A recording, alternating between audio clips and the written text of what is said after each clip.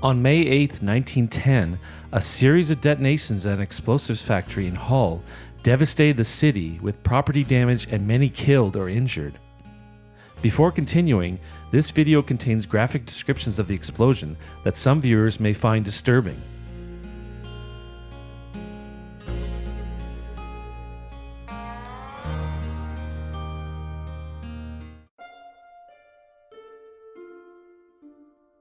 On July 4, 1905, General Explosives Company of Montreal Limited, hereafter referred to as GEC, was incorporated with Richard Lacey Dillon, John McMartin, and Ernest Arthur Lesueur as directors.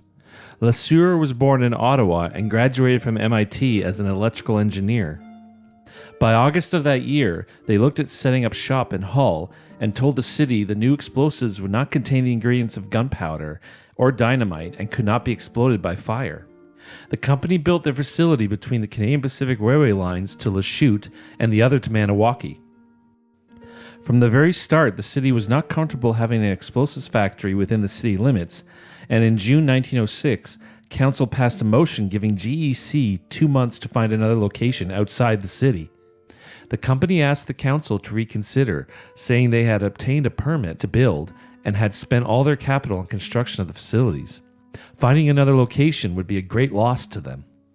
The city took out an injunction with the Superior Court to have them vacate when GEC refused to comply. Many residents in the area also signed a petition against the continuance of the company. Despite these objections, the Superior Court judge dismissed the injunction put forth by the city, and the company remained at their location. The judge in the case would not live to regret his decision, as he died 5 months before the explosion occurred. Even before the end of 1906, a minor fire occurred at the factory when a man burnt his arm while shutting off the power at the main switchboard.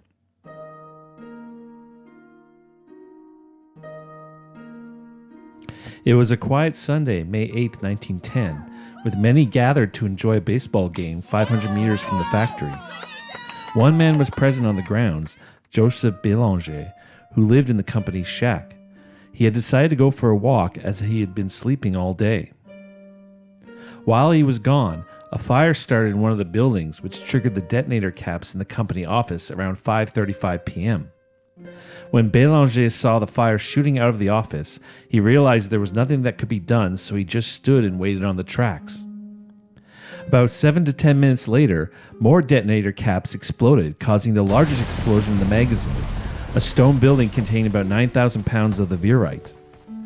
Virite was the company's trademark mixture containing potassium chlorate, a powerful oxidizing chemical. On its own, potassium chlorate is not a high explosive and does not normally detonate simply from heat or fire, but it can greatly intensify fires and become extremely dangerous under the right conditions. At the factory, detonator caps containing highly sensitive primary explosives were stored close to the main magazine where the virite was kept. When the fire spread, this proximity significantly increased the risk of a catastrophic explosion. Despite stones and timber flying all around him, Bélanger survived with only splashes of mud on his arms, face, and hat. The spectators at the ball game, who had gathered close to watch the fire, escaped injury as boulders and wood flew right over their heads.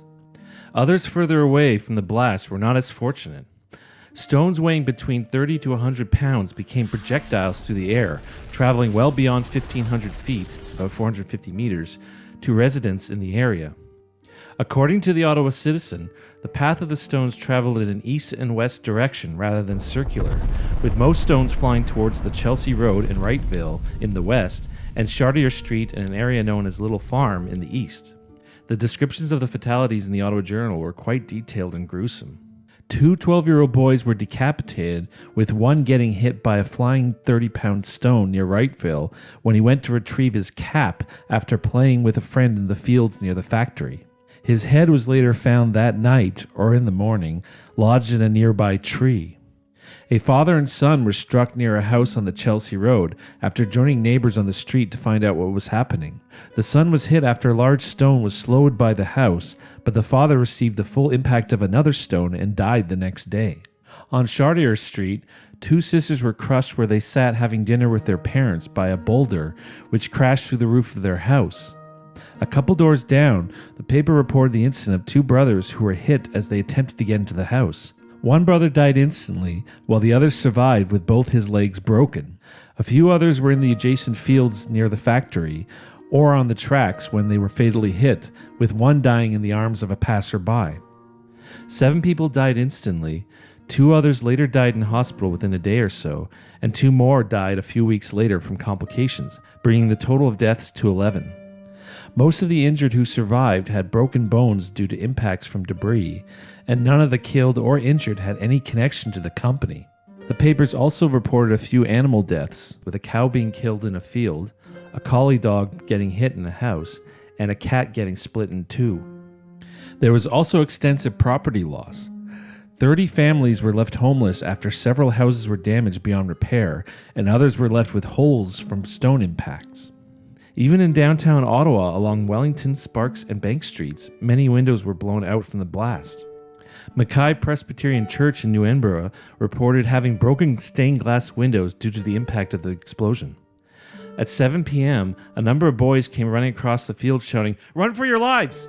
causing the crowd already gathered to stampede in panic.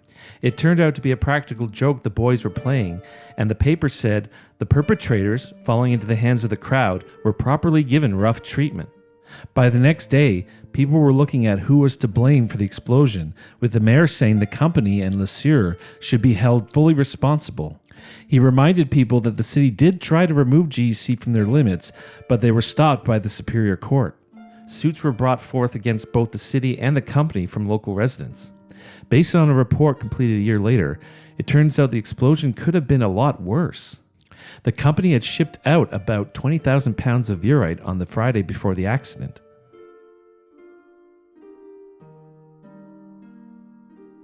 On May 13th, a jury at an inquest found GEC not criminally responsible for the deaths, but ruled the company guilty of imprudence for failing to keep a watchman constantly on the premises and for storing detonators close to their magazine. The inquest found that the buildings were properly inspected by the Quebec government a year prior to the explosion. On June 10th, a benefit concert was held to raise funds for the victims of the explosion. The concert exceeded all expectations, with the Ottawa Journal calling it the musical event of the season. Louis Cousineau, a lawyer representing the victims in lawsuits against the city and the company, concluded the concert with a tribute to Le Sieur, GEC's manager when the explosion took place. He said Le Sieur came to him in tears, saying he couldn't sleep, that he was doing all he could, and he would not rest until all the bereaved had been provided for. Cousineau ended by saying, "Ladies and gentlemen, he has sold his property and automobile and practically beggared himself so that those who suffered shall have some recompense." He also mentioned the children left fatherless were guaranteed $6 per month, just over $200 today, until they reached the age of 14. Due to the generous settlements provided by Le Sieur and the company, the city decided to return the funds it had collected from residents. In 1913, GEC sought to rebuild its plant just outside Chelsea, Quebec. Little is known about the company's fate after that time. It may have rebranded as the Canadian Explosives Company of Montreal, as later newspaper reports about the Chelsea site used that name. Alternatively, it may have been absorbed by the Canada Explosives Company, which also appears in subsequent coverage. Either way, the municipality of West Hall granted the company permission to build their facility despite the fury of residents. Locals went to the Quebec legislature to stop construction, and initially the government agreed. They changed their position later in the year to consider giving a license to proceed, and in 1915, approval was finally given to build, and construction began despite protests from Chelsea and Kingsmere residents. Le Sieur continued to work in Ottawa. In fact, after the 1929 sewer explosion, he advised the Ottawa Citizen about the cause, saying a great quantity of gasoline was being dumped into the system. Thank you for watching. If you enjoyed this moment in Ottawa history and would like to learn more, there are links in the description below. Also, if you'd like to see more videos on Ottawa's history, please hit the subscribe button.